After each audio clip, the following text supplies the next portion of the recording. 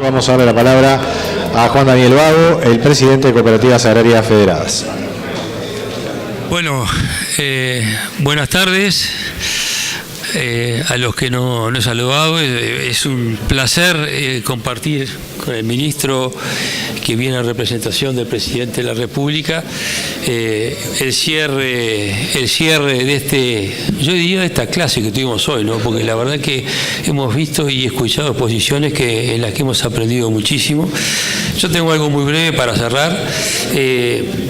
Me voy a referir muy brevemente, porque ya mis compañeros de Junta Directiva, y está el documento para leer después en la página web, a los cuatro ejes principales que tratamos de trazar en este documento, que fueron los cambios en el mundo y perspectiva 2020, los cambios estructurales que se dieron en Uruguay en la última década, las políticas públicas para pensando en el 2020, el rol de las cooperativas consolidadas en este escenario y unas conclusiones muy breves y el octavo punto. Yo voy a hacer 8 planteos muy breves, más que planteos, 8 propuestas o mensajes. Bueno, señores candidatos a la presidencia y vicepresidencia de la República, asesores, señor ministro, autoridades gubernamentales y de la institucionalidad agropecuaria y cooperativa, amigos periodistas, señoras y señores. Los cambios estructurales, que es el punto 1, en el mundo y perspectiva 2020. Y voy a ser muy breve en todo esto y dejar un mensaje claro, voy a tratar de hacerlo así. Me gustaría hacer una muy breve referencia de los cambios estructurales y las perspectivas de largo plazo. Según FAO, como dijimos, habrá un incremento mundial en la demanda de alimentos de un 20% al 2020 y de un 70% al 2050. Además, habrá una disminución en la disponibilidad del reservorio de los recursos naturales que están básicamente en Mercosur y las regiones de África. Tema poco conocido. Y se habla solamente de un 12% de incremento en área a conquistar en el Mercosur. Después hay que atacar e impresionar los recursos naturales. Estamos entonces ante la presencia de una globalización del agronegocio con un proteccionismo emergente y a nuestro juicio regresivo, donde las barreras arancelarias serán cada vez más importantes. Por otro lado, y esto es un tema que se habló también hoy, los acuerdos bilaterales dejan de ser una ventaja para pasar a ser una necesidad. Primer mensaje, en este contexto para CAF el tema de la producción de alimentos o seguridad alimentaria, según el país que estemos, ¿no, verdad? Es seguridad alimentaria cuando compran alimentos y es producción de alimentos cuando los producimos y los exportamos, ¿verdad? Será el tema que estará en la agenda política, sin duda, de los próximos 30 años en Uruguay, la región y el mundo. Punto 2. Los cambios estructurales que se dieron en Uruguay y en la región en la última década. Se ha dado, como se dijo hoy, un incremento en las exportaciones agropecuarias y agroindustriales del Uruguay, que hoy llegan al 75% de las exportaciones totales. En el 90 era un 50%. El agro, y esto no es menor, tiene el mayor efecto multiplicador sobre otros sectores de la economía, que llega al 6,22% por cada peso o dólar invertido. La nueva función agregada de producción, cambio estructural, a nuestro juicio impactante, que se ha dado entre el 2005 y 2012 en dólares corrientes, la tierra, el salario rural y las tarifas públicas se multiplicaron por 5. El Producto Bruto Agropecuario se multiplicó solo por 2,3. Y los márgenes promedios de los diferentes rubros agropecuarios cayeron un 40%, desafiando fuertemente la producción agropecuaria. Pensamos que esta nueva función de producción, o nueva función agregada de producción, cambio estructural, ha generado y genera tensiones, presiones competitivas e impactos diferentes según los productores, las escalas, las capacidades y los rubros. Esta nueva función de producción explica en parte, o yo diría, en gran parte, la pérdida del 21% de los productores en la última década, la cual ocurrió increíblemente en todos los rubros, menos en la agricultura. La lechería perdió menos productores que la ganadería. Segundo punto que quería mencionar, y yo creo que es para pensarlo, ¿verdad? Este cambio que es estructural, tenemos que entenderlo, tenemos que internalizarlo políticamente, socializarlo, para poder generar políticas públicas de acuerdo a esta nueva realidad. El rol de las políticas públicas, pensando en el 2020 y quizás en el 2025. Para CAF, y esto es un mensaje que lo hemos discutido mucho, ¿verdad? Pero ha salido después de talleres y busca tener el consenso de las cooperativas y nuestros socios, ¿verdad? Creemos que en un país como Uruguay, chico, despoblado o relativamente con muy poca población, de economía abierta, netamente agroexportador, los equilibrios o desequilibrios macroeconómicos tienen mucho mayor incidencia y terminan condicionando en gran medida el alcance de las políticas sectoriales agropecuarias. Los datos que tenemos en los documentos, que según fuentes del Banco Central de Uruguay, el tipo de cambio real cayó desde el 2008 al 2013 un 30%. Para CAF, este es un desequilibrio que se debería corregir. Y acaba el tercer mensaje. La consecuencia, a nuestro juicio, de este desequilibrio es que el Uruguay ha crecido solo en base a ventajas cooperativas, las ventajas que no tenemos de los recursos naturales genuinos del país, y no en base a ventajas competitivas. Pensamos que escalar más en las cadenas globales de valor agropecuario y agroindustrial, el famoso upgrading, que para capturar más valor y evitar así la primarización de los productos agropecuarios en el Uruguay y la región, es para CAF una política pública relevante pensando en el próximo periodo de gobierno. Y esto un poco lo podemos decir, o se han puesto ejemplos hoy, hablando de la lana sucia versus la lana limpia o de alguna manera topeada, o la celulosa versus los paneles, o la leche en polvo versus el mayor agregado de valor, y así el arroz cáscara versus el arroz procesado. En la producción de alimentos a nivel mundial, y acá hay un tema que hemos hablado bastante, incluso lo hemos comenzado mucho con Roberto Rodríguez, el exministro del ULE, asesor de la FAO y del sistema cooperativo, ¿no? Hay dos patas, que es la demanda, que somos todos, y los productores de alimentos, que somos en promedio solo el 3%.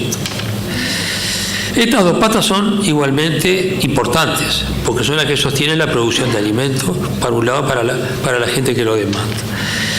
Y hoy, desde el punto de vista político, en Uruguay, en la región y en el mundo, no son tomados en cuenta de la misma forma. Pensamos que es una cosa lógica, porque de alguna manera la presión del 97% frente a la clase política en todos lados es mucho mayor que la del 3%. El cuarto mensaje es: pensamos de CAF que liderar este proceso de concientización en el Mercosur, uno de los principales productores de alimentos del mundo, para evitar futuras sorpresas, o como yo a veces he dicho por ahí, algún porrazo en el corto o mediano plazo, debería ser parte de las políticas públicas que CAF propone para el próximo periodo, pensando en el 2020. Uruguay está en las mejores condiciones como país creíble y autosuficiente en la producción de alimentos como para liderar una discusión seria y responsable de este tema que no se ha dado todavía. Ser cuidadosos del gasto público, tema que se habló algo hoy, usamos la palabra cuidadosos, y lo más importante en nuestro juicio es redireccionarlo a la inversión productiva, pasan a ser factores claves a nuestro juicio para el desarrollo del Uruguay. Y cuando hablamos de redireccionarlo a la inversión productiva, daremos dos ejemplos muy claros que se comentaron hoy y no voy a abundar. Uno es la infraestructura, donde no hubo directamente recursos, o muy pocos recursos para lo que se precisaba, y otro es la educación, donde hubo muchos recursos y hubo mala gestión. El quinto mensaje, la quinta idea, fuerza que queríamos transmitir, o al menos cerrar con esto es, CAS propone que cualquier actividad pública o actividad pública privada debe existir, además de la buena gestión o la intención de la buena gestión, una evaluación de los resultados de la misma en forma anual como garantía de excelencia de los trabajos para lo que se hace y para los uruguayos. Un punto más, y no puedo dejar de hablar mínimamente de las políticas sectoriales, aunque fueron nombradas. Sabiendo, y insisto, ¿no?, porque esto fue muy discutido y podrá ser discutible, que si no se corrigen los desequilibrios macroeconómicos pueden a veces no tener el impacto esperado las políticas sectoriales agropecuarias. Las mismas son muy importantes igualmente para CAF y las estamos desarrollando y cogestionando junto al Ministerio de Ganadería, Agricultura y Pesca, así como toda la institucionalidad agropecuaria y cooperativa. Pensando hacia el 2020 y tomando solo un ejemplo, los planes de desarrollo rural, por tomar uno de los ejemplos, de los tantos ejemplos de políticas sectoriales que hay, se debería tomar en cuenta lo que yo llamo tranquilidad de conciencia versus impacto en las políticas efectivas. Esto es una cosa que me gustaría de repente aclararla, ¿no? Ese difícil equilibrio entre quedar conforme con lo que uno hace y que lograr el resultado esperado. Y eso nos pasa en las familias, eso nos pasa en nuestras empresas, nos pasa en las comunidades, le pasa a las cooperativas y sin duda le puede pasar, pasa en las políticas públicas. Entonces, ante esa dificultad, porque no es fácil, uno a veces dice, yo trabajo 14 horas por día, me quedo tranquilo, mi empresa va así y el resultado no es el esperado y sin embargo yo estoy tranquilo porque el esfuerzo lo hice. Ante un cambio en la función agregada de producción, como dijimos, fundamental, cambio estructural, perdiendo productores, como también dijimos anteriormente, según los datos censales. Estamos perdiendo 100 productores lecheros por año, según datos de INALE. El utilizar como herramienta principal a la descentralización, con la que estamos de acuerdo, pero sin las capacidades básicas primarias para funcionar, lo que hace es quedarnos tranquilos contra el consenso y no tener impacto real. La descentralización improvisada es débil y voluntarista, y muchas veces burocratiza decisiones productivas en un mundo dinámico que no puede esperar, y lo que es peor, deja fuera a veces a los mejores proyectos. El sexto mensaje sería, se debería entonces utilizar más las capacidades gremiales, como el caso de CAF y otras, lo nombraron hoy en la mesa, no es la única, donde tenemos una misión, tenemos un plan estratégico, tenemos una estructura consolidada, tenemos lo que se llama las capacidades primarias, para lograr con lo que se llama las capacidades secundarias, ¿no?, llegar a tener los impactos llegando a todo el territorio y aumentando lo que decíamos importante, aparte de esto, que es la innovación. O sea, priorizar en las políticas públicas, juntamente con esto, los proyectos de innovación que impactan en un trabajo articulado y en una red público-privada. El cuarto punto, y ya voy terminando, el rol de las cooperativas consolidadas. El cuarto punto el cuarto eje, perdón. CAF tiene 30 años de vida, es una gremial que reúne 24 cooperativas agropecuarias hoy, que representa aproximadamente 13.000 productores, el 30% total, donde la mayoría y el 80% son pequeños y medianos productores. Básicamente es multirrubro, multisol y multitamaño, como lo llamo yo. Estamos en todo el país, en todos los rubros, y tenemos cooperativas socias de todos los tamaños, desde Conaprole, que es la más grande, hasta la cooperativa Calay de Iguá, que es la más chica, medido en términos de facturación. La heterogeneidad y las diferentes visiones es el gran activo que tenemos. El mensaje 7. Considerando un escenario altamente globalizado y competitivo, las políticas públicas al 2020 deberían apalancar, sería esa la palabra, los siguientes pasos: la capitalización de las cooperativas, la fidelización de los socios y la internacionalización de las cooperativas y la intercooperación cooperativa. Estoy en las conclusiones, o el mensaje final. Las cooperativas agrarias federadas estamos a disposición del sistema político, la institucionalidad agropecuaria y la sociedad civil en su conjunto para que, con los aportes realizados, las propuestas programáticas que dimos a conocer hoy, pero van a quedar disponibles para toda la sociedad, dar continuidad a la discusión de estos temas. Somos conscientes que los cambios son continuos, son grandes y rápidos, y para eso tenemos que estar preparados. Debemos ser prospectivos y proactivos para la construcción de políticas públicas e implementar, y vuelvo a repetir, la evaluación de resultados de cada gestión. Y aprender a convivir con un escenario comercial, a nuestro juicio, muy provisorio, pero oscilante, que es lo que está pasando hoy.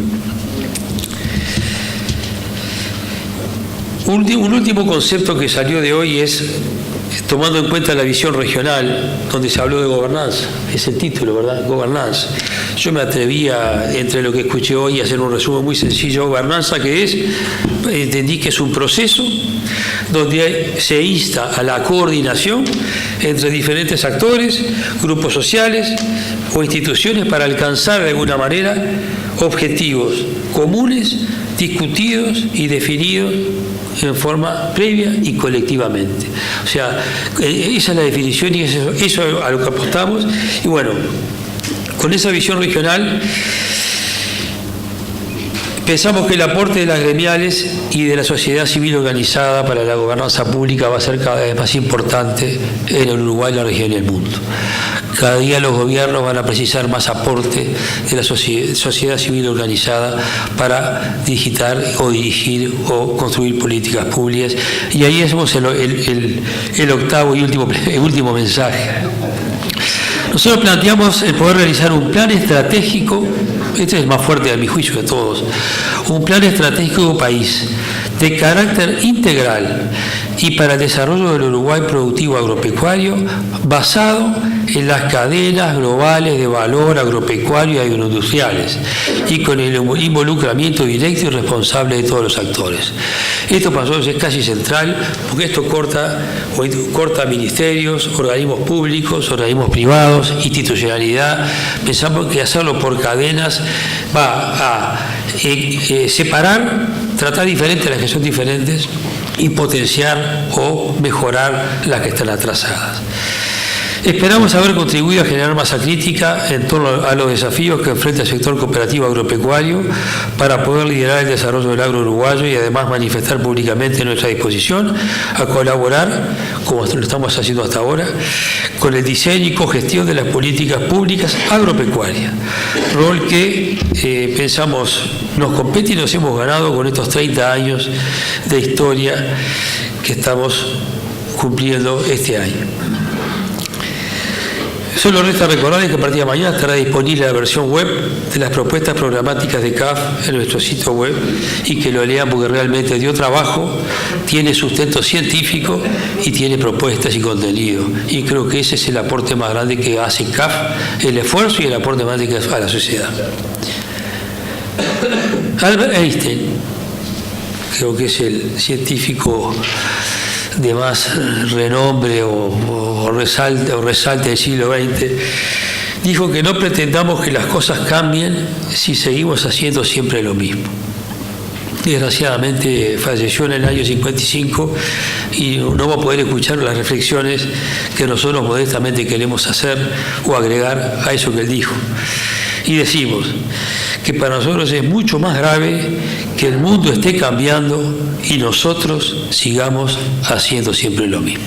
Muchas gracias.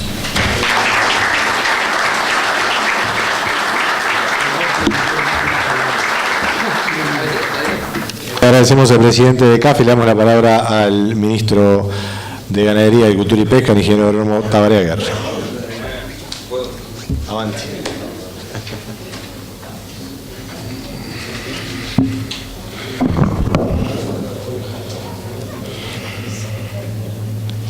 ¿Cuánto tengo?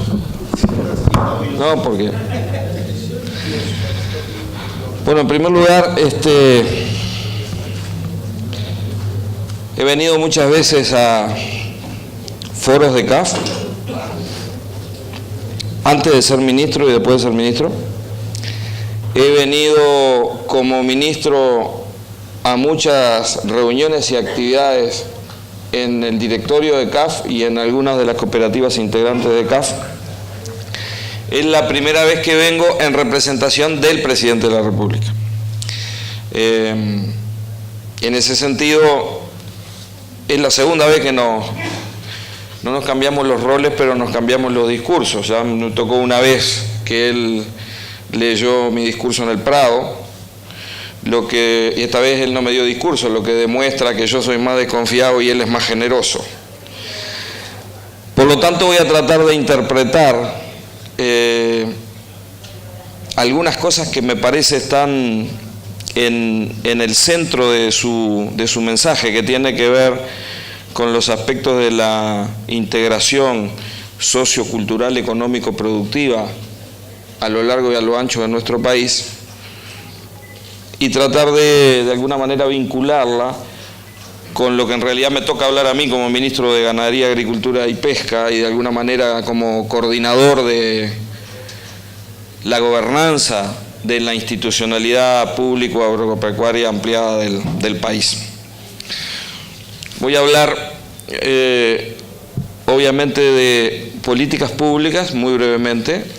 Voy a hablar de gobernanza, porque creo que de eso se trata, pero voy a hablar en el Uruguay, porque en la región no me animo.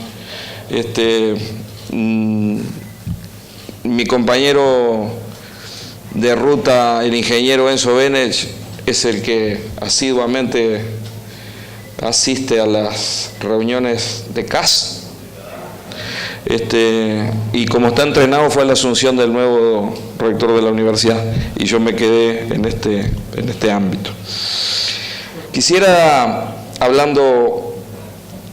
en primer lugar, hablando en serio y sin ninguna clase de chiste ni ironía, agradecer el aporte del documento que nos mandó CAF, porque lo considero un aporte. En primer lugar, tiene una buena parte de síntesis, tiene algo de aporte, tiene un texto y una letra que conozco, y además creo que si hay una palabra que define eso, a grandes rasgos la palabra es coincidencia. En realidad la hoja de ruta de lo que se plantea en el documento de CAF, en grandes líneas, y salvo los detalles que no son detalles, salvo el déficit de infraestructura y 2 pesos en el dólar, en el resto del documento tenemos una coincidencia total con lo que hemos llevado adelante como gobierno. Con lo cual me siento muy orgulloso. Yo no voy a reiterar, el diagnóstico está recontrahecho,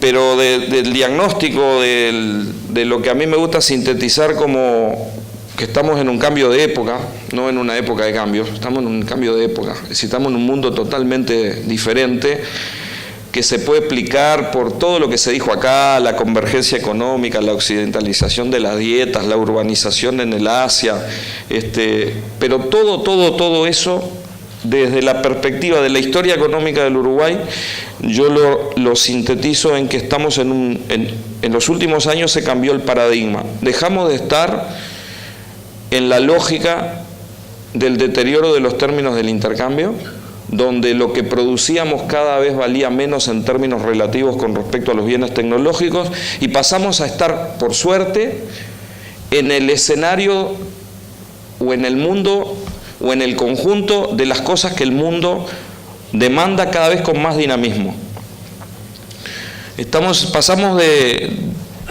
Tenemos que pasar la página del concepto clásico de la primarización de la economía y considerar a las materias primas como bienes primarios, porque hay en realidad, ayer escuchábamos una videoconferencia muy buena del ingeniero Grobo Copatel, marcando la importancia que tiene en el día lunes, en el suplemento Salmón del País hay un artículo, un investigador de CIMBE que que justamente enfoca en ese tema. Yo hace 15 días en una conferencia de ADM planteé exactamente lo mismo, es decir, cuánto de lo que tradicionalmente se consideraba valor agregado, valor añadido, incorporación tecnológica, hoy viene incorporado en el proceso productivo, en la tecnología de proceso, en la genética de la semilla, en el manejo del suelo, en el fertilizante o en la mecanización. Lo cierto es que el Uruguay ha aprovechado esa oportunidad, que así debemos llamarla, y la ha aprovechado bien. La ha aprovechado bien y eso se exhibe en los números. Obviamente que 2 años después de la devaluación tenemos una competitividad por tipo de cambio más alta que la que tenemos hoy, pero como conversé con ustedes en la primera reunión que asistí en mayo 29 o 30 de mayo, si no me falla la memoria, del 2010, competitividad no es solo tipo de cambio, no es solo presión tributaria, no es solo valor de los salarios. Son elementos esenciales de la competitividad, pero hay otros aspectos de la competitividad sistémica en los cuales el Uruguay ha hecho esfuerzos importantes y ha consolidado esfuerzos importantes en este periodo de gobierno, y es bueno aclarar que muchas de las cosas que se concretaron en este periodo de gobierno no se iniciaron en este periodo de gobierno. Es decir, acá lo importante es que las políticas públicas alguien dijo hoy, tienen que ser políticas de Estado, y esa es la concepción de que no todo empieza con una gestión y termina en esa misma gestión. Ahora, nosotros estamos muy orgullosos del enfoque integrador, el enfoque de gobernanza y sobre todo el enfoque de aprovechar la oportunidad para construir instrumentos desarrollados como bienes públicos que serán la clave de la competitividad futura.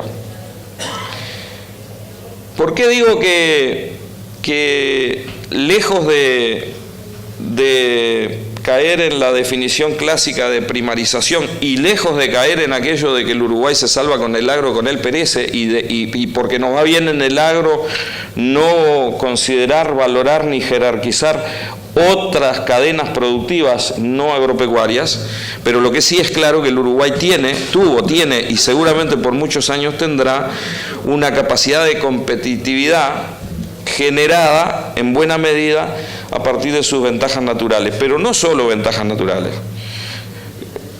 Fernando comentaba las características de lo que ha pasado en el mundo en materia de demanda, la convergencia a la región de capitales, la demanda de productos, el cambio tecnológico, el aumento de la inversión. Es lo que los economistas llaman el viento de cola. Es notorio que ese viento de cola está amainando, nadie discute eso. Lo que también es cierto es que el viento de cola sopló para toda la región, y no toda la región aprovechó esa oportunidad de la misma manera, ni tampoco toda la región aprovechó esa circunstancia para construir, a mi juicio, inteligentemente, con una visión anticíclica, infraestructuras para competir mejor. Cuando hablamos de infraestructuras todos pensamos en carreteras, y creo que nadie en este auditorio ni en el país discute de que tenemos una carencia importante desde el punto de vista vial. Pero el tema es que no son las únicas infraestructuras. El principal rubro exportable de este país es la ganadería. Y yo no quiero aburrirlos con una presentación con PowerPoint, pero podríamos ver en qué momento cambia el promedio de ventas de Uruguay con respecto a sus competidores en carne, cómo se posiciona Uruguay hoy y cuánto nos queda por mejorar en nuestro posicionamiento relativo, aprovechando algunos elementos de competitividad que también son infraestructura. Los 60 o 70 millones de dólares que se han metido en sostener el sistema de trazabilidad, hay que concebirlos como infraestructura. Y como una infraestructura que se ha podido poner en práctica de vuelta, con la gobernanza construida. No hay trazabilidad que hubiera sido posible si no hubiéramos tenido el involucramiento y el compromiso de miles de productores que, pechando con los asteriscos, han ido perfeccionando y resolviendo el tema conjuntamente con un soporte público, con un aumento en la velocidad de respuesta. ¿Qué significa eso? y eso ha significado un posicionamiento relativo del Uruguay en materia de carnes diferente. ¿Qué puede posibilitar en el futuro? Muchísimas cosas más. Yo creo que muchísimas cosas más. La trazabilidad es un ejemplo de lo que yo llamo las infraestructuras de competitividad no convencionales. En este periodo, desde la reforma tributaria, desde la reforma tributaria hasta el año 2013, se promovieron 10.319 millones de dólares, 10.319 millones de dólares de proyectos en el marco de la Ley de Promoción de Inversiones, de los cuales 3.200 o 3.300 son inversiones vinculadas con el sector agropecuario o agroindustrial, con una renuncia fiscal proyectada, si todas las empresas tuvieran renta, de más de 1.500 millones de dólares. Por lo tanto, aprovechar un buen momento para tener una renuncia fiscal fomentando una inversión privada en materia agropecuaria, lideran los silos, siguen la parte forestal, siguen los tambos y hay un 14% de esa inversión que está directa o indirectamente vinculado a los temas de riego.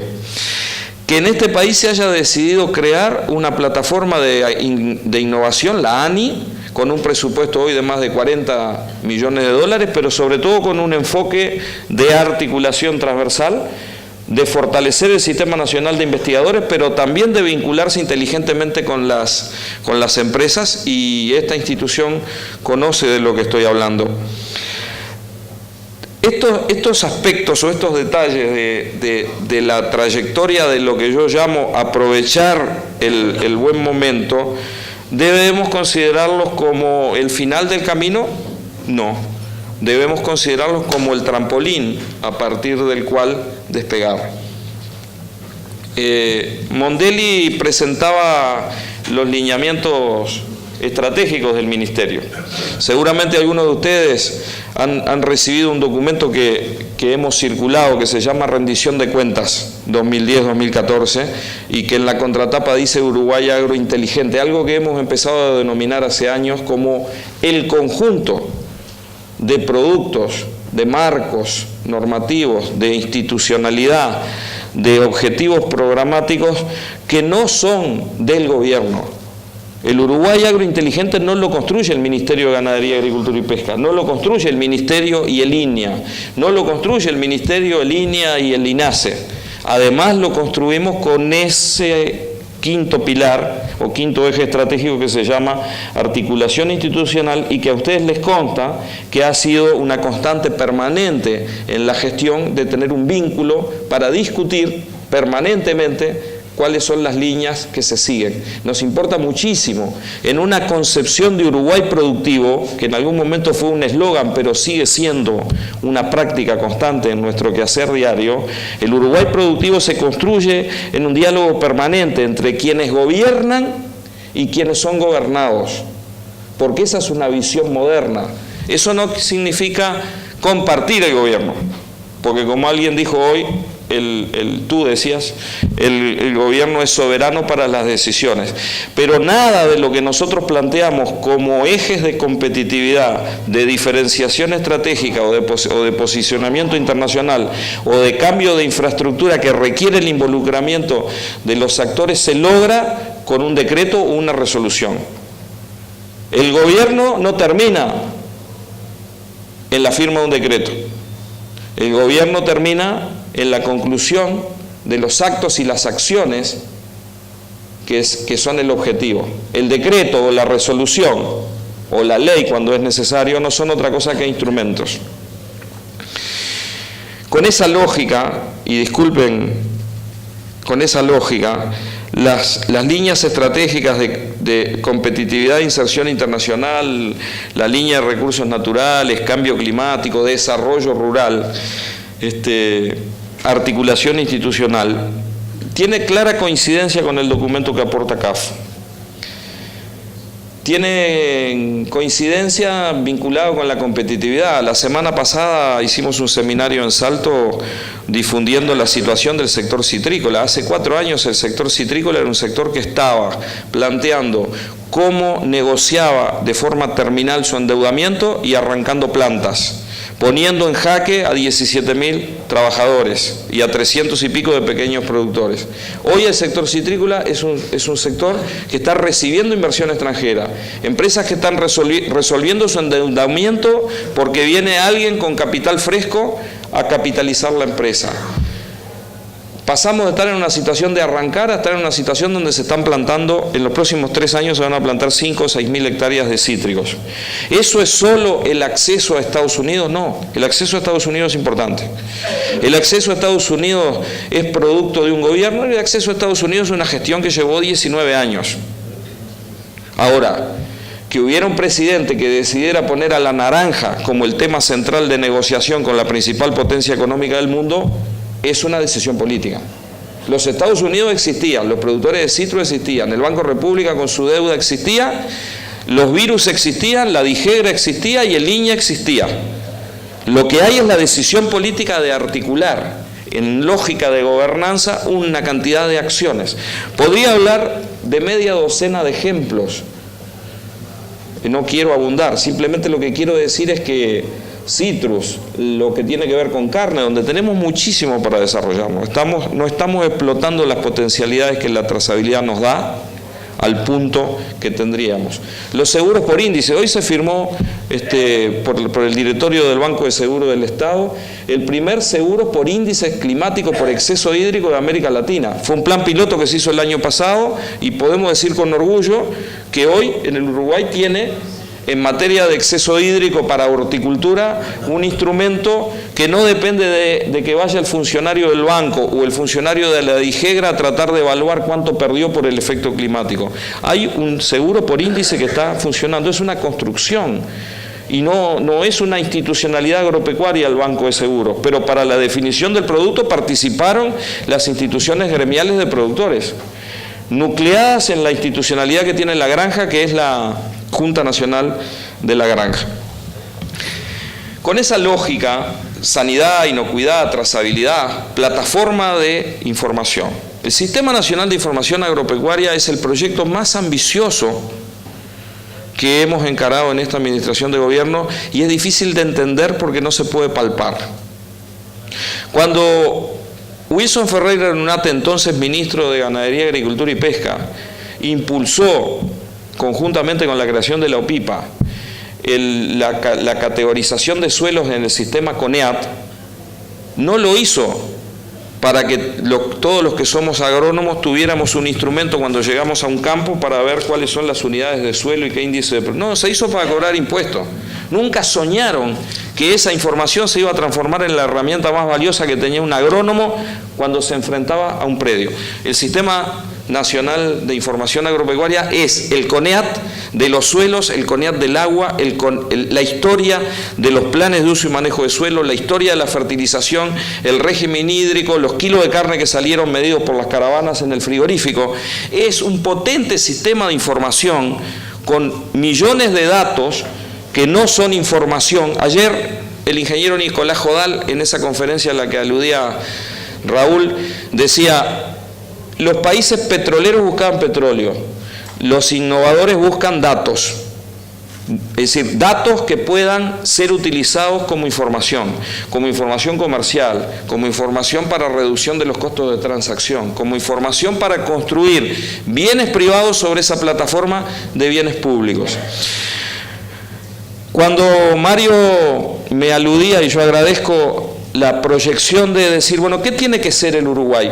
El Uruguay agrointeligente es un país que tiene que ser visualizado en el mundo de consumidores de alto poder adquisitivo como un país proveedor de alimentos confiables en términos de aquellos atributos convencionales o de calidad organoléptica de un producto, es decir, que el churrasco sea jugoso, sabroso y aromático, pero además que tenga la suficiente inocuidad y sanidad, que hoy no es ninguna novedad, no entramos a ningún mercado si no tenemos sanidad y si no tenemos inocuidad, pero que además tenga información, que tenga atributos de valor que tienen que ver con el valor agregado ambiental, que tengan atributos vinculados a la calidad del empleo, que tengan atributos que son la visión del país.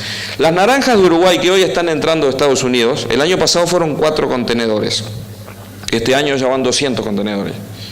Las cajas de naranjas que se exhiben, y esa fue una condición de gobernanza, no les gustaba nada a las empresas tener que compartir una marca. Entonces transamos en que cada uno manejara su marca, pero cada caja de naranja que se exhibe en un puesto de frutas en los Estados Unidos tiene una banda azul que dice Uruguay Natural, con un código QR que si voy con mi teléfono y lo pongo, tengo una opción de 1 minuto donde me muestra el Uruguay. Me muestra el Uruguay, me muestra Punta del Este, me muestra el Palacio Legislativo, pero además me muestra el proceso productivo de cítricos y de arándanos.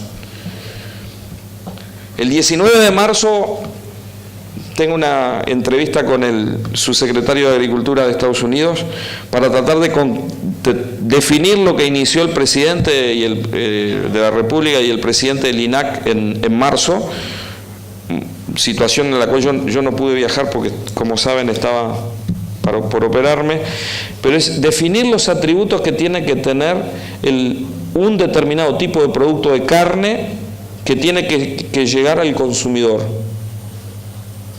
Y que tiene que llegar al consumidor con las características de producción del Uruguay, cosas que tenemos que negociar, pero que además con su trazabilidad colgada, con la posibilidad de que alguien tenga, poder transformar la trazabilidad como ventaja competitiva, que hoy es potencial, en una ventaja competitiva real, y además con una trazabilidad que está en la carne, pero también está, si esa colita de cuadril va con un número, esa colita de cuadril refiere a un animal que es una determinada caravana que vino de un determinado establecimiento. Por lo tanto, la trazabilidad también es en la forma de agregar valor.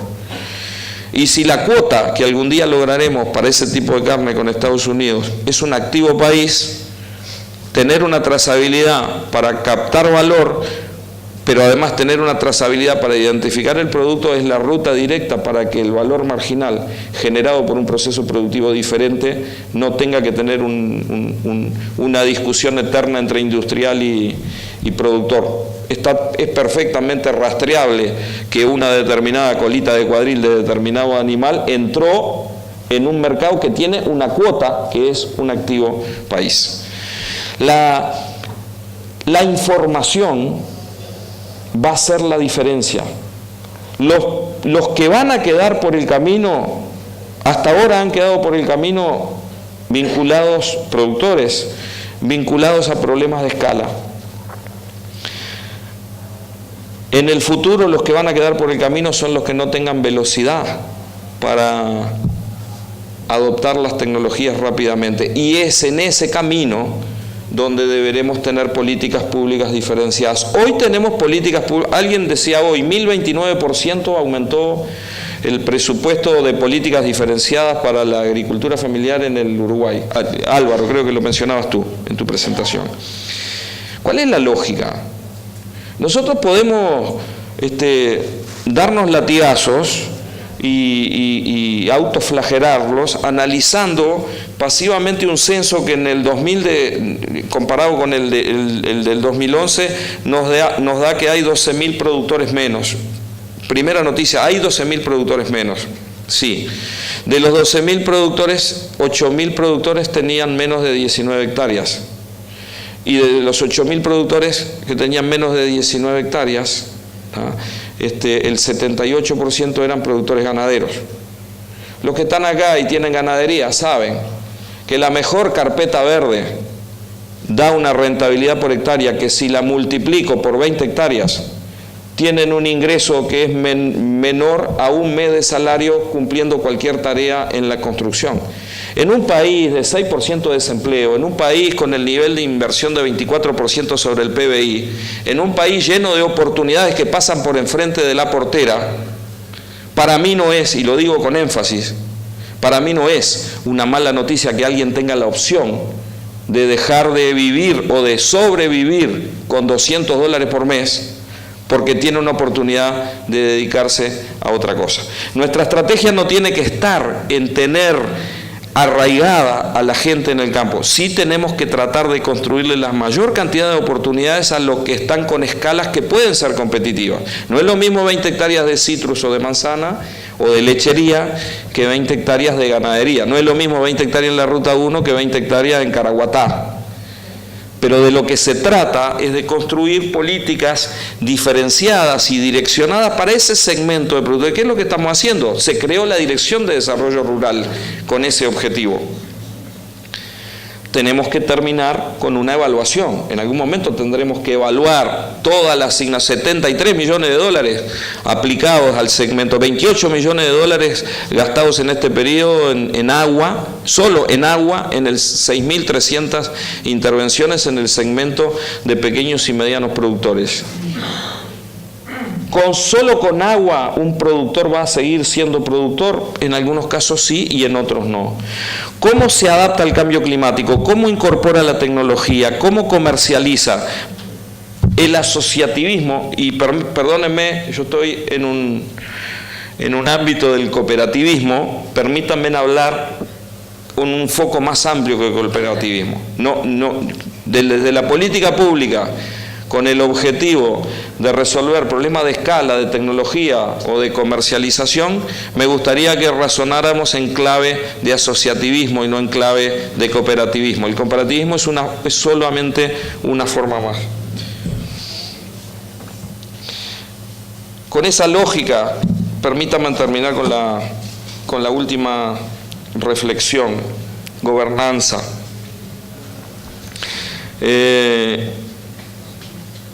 Pero antes de gobernanza, con la lógica que venía diciendo de las oportunidades que la gente tiene de elegir, y siendo un país que se ha desarrollado en materia comercial y que hoy tiene un ingreso medio per cápita de $17.000, el Uruguay, alguien decía, no, el Uruguay no va a ser un país barato. No, el Uruguay no va a ser nunca un país barato. Si la competitividad de nuestro sistema de producción tiene que estar sustentada sobre bajos salarios, entonces no es solución, entonces no es desarrollo. Fernando Mato decía hoy, no miremos para atrás con el tema de las horas y miremos de qué manera capacitamos a la gente para mejorar la productividad. Yo estoy de acuerdo, ese es el camino. Cómo mejoramos la productividad de los trabajadores, pero también cómo mejoramos las oportunidades y la productividad de aquellos que todavía siguen siendo productores. No podemos quedarnos cruzados de brazos viendo cómo en esa simplificación, a mi juicio, extrema de agronegocio versus agricultura familiar, donde aparecen siempre en blanco y negro ganadores y perdedores, culpables y culpabilizados, cuando en realidad la lógica es ver cómo integramos en las cadenas de valor a los que pueden ser integrados y aquellos que no pueden ser integrados, cómo los mejor capacitamos para que puedan participar en el proceso de agregación de valor, de repente sin ser empresarios, o sin ser productores, pero teniendo una adecuada remuneración, y no hay que tenerle vergüenza a eso. Nosotros tenemos una concepción muy extremadamente clásica con respecto a que si empezamos como productores tenemos que terminar como... A mí capaz que disculpen que haga una reflexión personal, como yo soy montevideano y mis padres eran dentistas, y no se dedicaban a la actividad agropecuaria ni tenían tierra, yo soy en términos históricos, un recién llegado a la actividad agropecuaria a través de mi profesión agronómica. Entonces, yo no lo veo como un conflicto, que tengo 2 hijos agrónomos, y yo no veo como un conflicto que no vayan a trabajar conmigo. Toda la discusión de relevo generacional, que es un tema central que daría para una conferencia entera, tiene que ver, y es grave, en términos de que cuando la gente no tiene la posibilidad de optar. Lo que tenemos que construir es un país donde la gente tenga la posibilidad de optar. Yo sueño, y me gusta decir que digo lo que pienso y trato de hacer lo que digo, yo sueño con un país con posibilidades para lo que, y en eso coincido con el presidente cuando él habla de una potente clase media rural, donde el cooperativismo u otras formas de asociativismo tienen que jugar un rol. El rol el rol de amortiguador, el rol de empujar, el rol de posibilitar que determinadas cosas que a veces están limitadas por la escala lleguen. Para eso la palabra clave, y termino, Vago, para eso la palabra clave es, en realidad son dos, la palabra son gobernanza, y vos la dijiste las dos, para quedar bien con vos, gobernanza y evaluación. Nada de esto puede planificar, ejecutar, porque esto lleva recursos. Alguna transferencia de recursos de algún lado hay, y las transferencias no pueden ser eternas. Si hacemos una transferencia en una determinada política, tenemos la obligación de evaluar el resultado de la política. Y tenemos la obligación de evaluar quienes manejamos recursos públicos y quienes son destinatarios de los recursos públicos, pero que están involucrados en la llegada al territorio de los recursos públicos. Las mesas de desarrollo rural, ahora que van a ser ampliadas con el proyecto de la creación de las agencias de desarrollo, tienen esa lógica. ¿Por qué las mesas de desarrollo rural nacieron como mesa de desarrollo rural? Porque lo que se veía como actividad en ese lugar era la actividad agropecuaria. El concepto de agencia de desarrollo es mucho más amplio. Cualquiera que recorra el litoral se da cuenta que el impacto más grande que ha tenido la agricultura en el litoral no ha sido de la portera para adentro. El impacto más grande ha sido de la portera para afuera. Los talleres, los camiones, los servicios, los contratistas. Esos son los grandes ganadores en este juego. Y probablemente por las relaciones de precios que se están dando en este momento, tengamos algún año donde los agricultores no sean ganadores. Probablemente tengamos algún año donde los agricultores sean perdedores, pero la economía en su conjunto tiene una dinámica que trasciende eso, que por suerte todo parecería indicar que tiene visos de coyuntura muy, muy fuertes, a excepción, lamentablemente, creo yo, para los que producimos arroz donde el horizonte para adelante no está tan claro, pero en el resto de los rubros, me van a matar si me están escuchando mis compañeros arroceros, pero el resto de los rubros como que no hay producción de leche en el mundo que pueda producir a menos de 38 centavos. Entonces la leche podrá bajar, pero va a subir. Estados Unidos tiene una cosecha récord, no voy a hacer análisis de mercado, pero digo, la carne no bajó, la leche va a rebotar, la soja va a rebotar, el maíz va a rebotar, ojalá por efecto colateral también pase en el arroz. Infraestructura y recursos humanos son lo que yo me llevo como las dos asignatorias más importantes. Infraestructura y, corrijo, no recursos humanos, capital humano. Es decir, cómo enfoquemos los procesos de formación, educación y capacitación de la futura generación en términos de productividad, de cómo hagamos eso, va a depender que nosotros terminemos teniendo una matriz más o menos equilibrada en el medio rural, o si fracasamos en el intento, tal vez terminemos con un conjunto muy grande de mega empresas, con un conjunto de mucha tecnología y de mucho empleado asalariado contratado. ¿Cuál es el país que nosotros queremos? Es el país de una matriz social arraigada de forma competitiva, con productores medianos y no tan medianos, insertos en cadenas de valor. Pero como nadie regala nada, la única manera de darle valor al trabajo de todos esos uruguayos es venderlo más caro.